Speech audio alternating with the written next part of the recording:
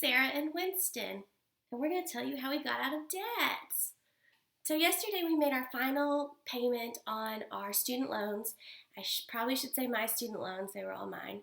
It ended up totaling about $60,000 worth of loans, and it took us 3 years to do it. We started 3 years ago, although we weren't really making a ton of progress at that time because I was in school still. We had one income, and it took basically all of Ryan's income to get the bills paid.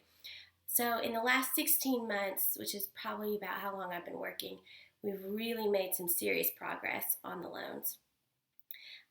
So altogether, we paid about $60,000 in debt, and then we cash flowed about $34,000 more of additional expenses. A big chunk of that was my graduate school, so that's paid for as well, and I will be finished with that in about a week. But then also we just had things come up while we were in this process. And it always seems like when you're broke, like that's when bad stuff happens. So our oven went out. We had to buy a new oven. One of our dogs got heartworms, and we had to pay for that. We had a car pretty much break down, so we had to get another used car. We got an awesome deal on that. We ended up buying a $3,000 used car, which is way more reliable than our other car had been. But it adds up. So that ended up being about $34,000 that we cash flowed. And so with all the cuts that we made, we were basically just paying our bills and throwing everything else towards loans, with a very small amount budgeted for pocket money, a very small amount budgeted for probably like 2 date nights a month. But we ended up living on about 55% of our take-home income.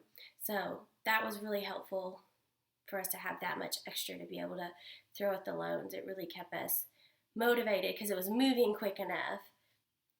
So some things that helped us while we were in this process of trying to get debt-free was, one, we kind of kept our goals right in front of us. We had these sheets on the refrigerator, and we would color them in as we made payments. And for some reason, that was just like so motivating to see the needle move. That first one, this was my government student loans. We paid my private ones off first.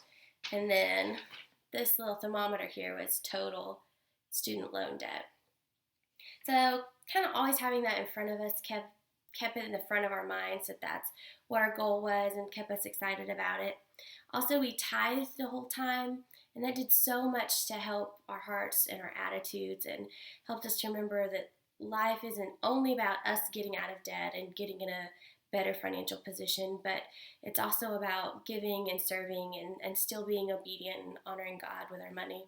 And we felt like we were able to do so much more with 90% because we chose to give that, 10% back to God. So we never regretted that. If anything, we felt like that actually made this go faster and made it less painful for us because we had way better attitudes about it. There's no way you can get out of debt without a budget. There's no way. And a lot of people find the budget really intimidating, but it was so not bad. Once you put it on paper, it was no big deal. And, it might change a little bit every month, or we actually did our budget bi-weekly. And so, it might get tweaked, but just knowing what we owed and how much money we had coming in was actually really helpful. And it got to be to where we actually enjoyed our budget meetings, or committee meetings as we sometimes called them, because we'd get really excited to see what progress we were making and what progress we were going to be able to make in the coming weeks and months. So you got to have a budget, and if you are doing this with your spouse, you definitely need to be having budget meetings to be on the same page. Doing it together makes it so much easier when both of y'all are just 100% committed to it. If one of you is excited about it and the other's not, it really slows down the process. So, there's probably a point where one of us was more excited than the other, but once we were both just all in, it accelerated it so quickly. With our budget, we would do a zero-based budget, so every dollar coming in had a purpose and a name, and as soon as we would get paid, we would go ahead and pay the amount decided on our loans.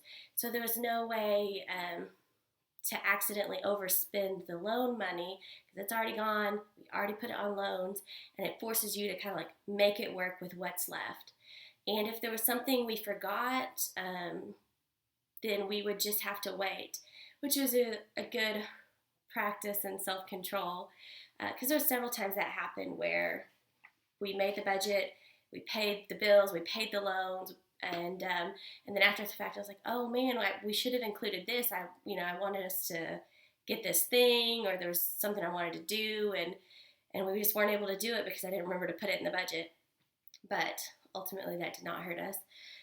If you're not looking to buy something, then you don't need to be shopping for it. So if you're trying to get out of debt, you don't need to be test driving new cars. You don't, need to go look at houses for sale. You don't need to be hanging out in Target or surfing the web to see what's on sale. So that was really helpful for us. So if you don't want to get hit by a train, don't play on the tracks. And if you don't want to spend money that you don't have, then you need to stay out of stores. And I should mention that once we got pregnant, it kind of accelerated this goal, and we really were hoping and praying and working so hard to be able to get this debt paid off before the baby came. And we are now at, this is not the baby, we are at 8.5 months pregnant. There it is. Baby McClafferty. We don't know if it's a boy or girl, but it will be here soon, and it will be arriving in a debt-free home. And lastly, we listen to the Dave Ramsey podcast a lot. I think we kind of thought that this was such a good thing for us that everyone was totally going to get it and be super supportive. And it turned out some people who we love and care about thought we were just insane. And some of our methods probably were pretty crazy, but when you have a crazy problem, you have to do crazy things to get crazy results, and it worked. So, no regrets. But listening to the podcast and hearing other people who were in the same place and had the same goals and who were also making crazy sacrifices to win with their money was really encouraging and let us know that we weren't the only people on this journey, and really helped to keep us motivated. So what's next for us? Next step we'll be working on is actually baby step number 3. If you listen to Dave Ramsey, then you know he kind of has like baby steps to get you in a good financial position. And so step 1 was to have a small savings fund. Step 2 is to pay off all of your debt besides your house. And step 3 is to do 3 to 6 months worth of living expenses. And if this is something that you're interested in at all, I would strongly recommend listening to the Dave Ramsey podcast. Listen to a couple episodes, see what you think. It's excellent food for thought, whether you agree with everything that he has to say or not. There's certainly a lot of wisdom that you can get from that. And if nothing else, it'll just get you thinking about whether the choices you're making are putting you on a path to meet the goals that you have. And I would also recommend reading his book, The Total Money Makeover. Same reason. There's just some really good thoughts in there, some good wisdom. And it might help you decide if this is something you're interested in. Thank you to those of y'all who are excited for us and supported this journey. And we're really excited to be debt-free.